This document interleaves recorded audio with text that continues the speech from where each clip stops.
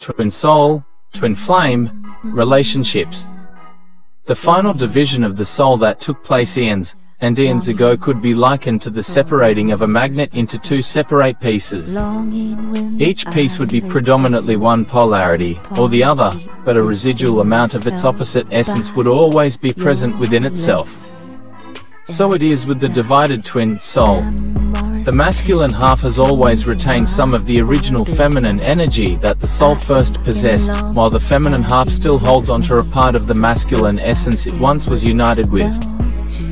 Since that time we have roamed around in this incomplete state of being, experiencing life after life, and relationship after relationship, until we decide we've had enough, and want something more fulfilling. In order for that to happen, each twin must first achieve a balance of masculine and feminine essence within themselves, and bring that balanced energy to each other to complete the whole.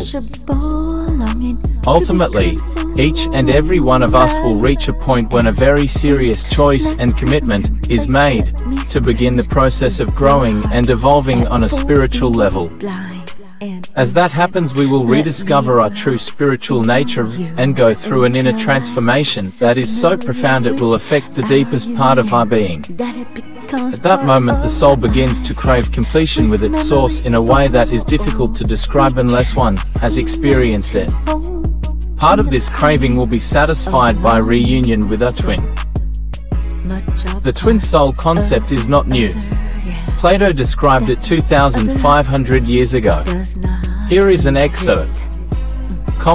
And when one of them meets the other half, the actual half of himself, the pair are lost in an amazement of love and friendship and intimacy, and one will not be out of the other's sight even for a moment.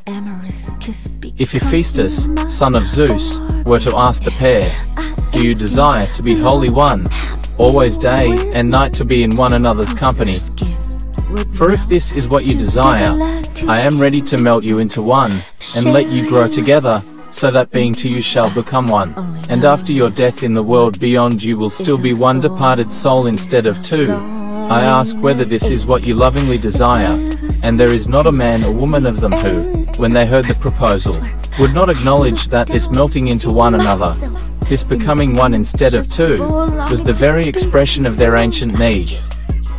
And the reason is that human nature was original one, and we were a whole, and the desire and pursuit of the whole is called love. When each of us separated into our male and female halves long ago, the soul knew, and still knows, that the rejoining of its incomplete self would inevitably take place. It was part of the divine plan. After that agonizing and painful division took place, a deep-seated yearning for oneness began to linger within each of us, and the desire for reunion and completeness has endured over the ages. Only one other in all the universe can satisfy it. As a result, we are constantly searching for our twin, but the desire for completion doesn't stop there, and the soul also realizes this. What the soul really wants is not only reunion with itself, but the original feeling of oneness it had with its source in the very beginning. This craving for the first intimacy will not stop until it is fully satisfied. We have as long as we want to make it happen, but it will happen. It would seem that this desire for oneness must be the foundation upon which all relationships are built. Male-female unions have come into being and have fallen apart for thousands of years. However, if a deep, spiritual union with a source can be established and maintained, the chances for lasting joy and fulfillment becomes more and more of a possibility. It also seems to make more sense that a relationship should be based upon spiritual principles rather than man-made religious dogmas which can bring so much fear and guilt into people's lives. Plato is not the only individual who has given us insights into twin soul relationships. Spiritual writings from the Sufis 800 years ago say that out of the original unity of being there is a fragmentation and dispersal of beings, the last stage being the splitting of one soul into two. And consequently, love is the search by each half for the other half on earth or in heaven. As twin souls are so alike to begin with, it seems necessary for them to go their separate ways before they can complete each other. Identity and complementarity are the two driving forces and axes of love. For the complete being there must be a blending of the two. Even Edgar Cayce, the wonderful sleeping prophet, spoke about soulmates, twin souls. He explained how in the beginning the male and female were as in one.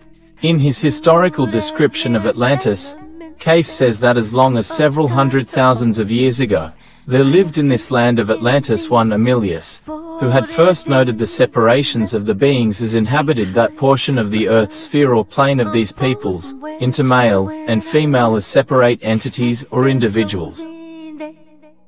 All of the information described above suggests that the division, which resulted in the formation of two twin soul halves, occurred when we originally entered the Earth's three-dimensional environment at some point in the distant past to experience and feel at this level of reality. Since that time we've apparently lost our way in this material world, and are trying to remember who we really are. When we do, our adventure within the universe can continue where it left off ages ago. When we finally wake up and begin the journey home to our source, no longer needing experiences and feelings at the Earth's level of existence, corresponding twins will reunite once again. Male and female essence will blend into in one form, perfectly balanced, totally spiritual, with unconditional love for themselves and others. From that point forward they will remain as one for eternity as they coalesce with other reunited twins to recreate the soul groups they separated from a long time ago. Ultimately, all of us will reunite as the original one. Here are some answers and thoughts by Street Germain that address the subject of twin souls.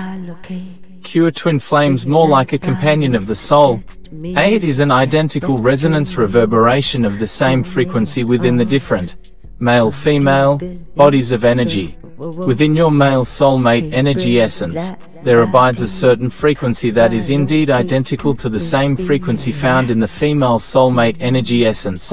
There are identical frequencies existing in the opposite bodies of energy, and these you call twin flames. Now, experiencing consciousness within yourself, loving unconditionally that which you are as you exist and abide in your reality at this point in time, creates the resonance within your being that attracts the identical essence within the opposite body of soul energy. It calls it forth and merges with your energy and you with it. More than likely you and your other half have come together in previous lives, and may have already touched at some point during this lifetime. But if one or both of you were not ready when it happened, the experience will have been very intense and electrifying but short-lived. What's the most important starting point for a twin soul reunion? How do we prepare ourselves for it? It begins with the desire to love yourself and others without any conditions attached and without judgments. Although desire is the starting point, it is not enough. One has to live it, day in and day out as best as possible. Even though our efforts to live it may not at the master level, we need to be well on our way towards doing so, or the relationship will suffer. In short, unconditional love is the magical ingredient for building a twin relationship and making it work. This also applies to other relationships we may have. If two twins are to reunite and then have a meaningful partnership, both have to be spiritually ready for it. At that point the universe will create the special forces necessary to bring them together for another moment in time. However, the search for the other must always begin as a search within each of the twins themselves first before lasting reunion is possible. Each has to discover his or her own individual spiritual nature and potential, and then do their best to live it on a daily basis. There are no dependencies in a twin soul relationship because the sense of self has been developed quite well within each of the partners. I have bared my soul and spread its wealth around me, yeah, relishing its golden hue, yeah. So often there were poems, paintings, music that flowed in one stream, that held messages that only I could hear. But I would take them and fold them into something I hoped others would also hear.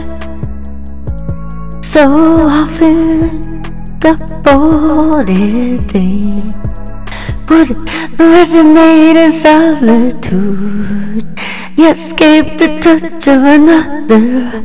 So often I would look to you and hope that you would see and hear what I have seen and heard. Whoa. But the message would waver and disappear, yeah, like smoke ascending into air. So often I have wondered why there is no one to share these folded things, as if only I could understand their solitude, yeah. As if only I could feel their heartbeat, yeah, beneath the emptiness in which they sleep, yeah. If all of these were summed and divided by love, you would know them as your own children, yeah. You would see them as they are, yet they are mysteries, viewed as mere elements of time. So often I have taken these folded things and left them behind for others to unfold and wear. And when I look back at their clothing, they appear like stars against the persistent blackness, like comets dancing to the forbidden music of another world, yeah, calling so softly when it is heard. The folded things unfold their beauty, and nothing is forbidden again and again. Calling so softly when it is heard.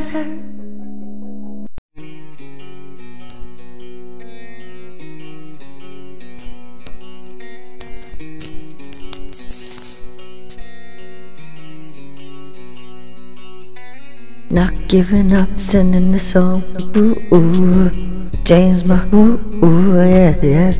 Not giving up, sending this song for you. James, my ooh. Just want to say I love you, ooh. Thank you for doing what you do, ooh.